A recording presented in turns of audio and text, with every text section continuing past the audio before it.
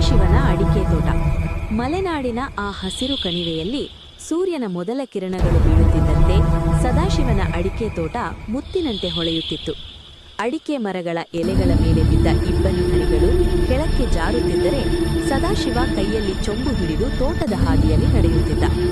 ಅದು ಕೇವಲ ಅಡಿಕೆ ತೋಟವಾಗಿರಲಿಲ್ಲ, ಅದು ಸದಾಶಿವನ 3 ತಲೆಮಾರುಗಳ ಬೆವರಿನ ಫಲ.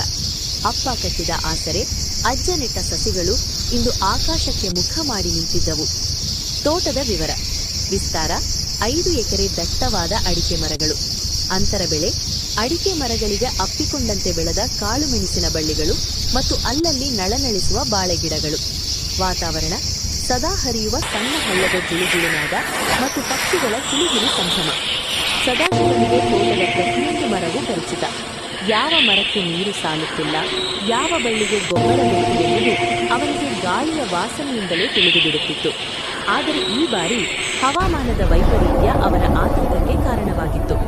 ಮಳೆಗಾಲ ಮುಗಿದರೂ ಬಿಡದ ಮೋಡಗಳು ಅವನ ಮನಸ್ಸಿನಲ್ಲಿ ಸಣ್ಣದೊಂದು ಕಾರ್ಮೋಡ ಮೂಡಿಸಿದ್ದವು.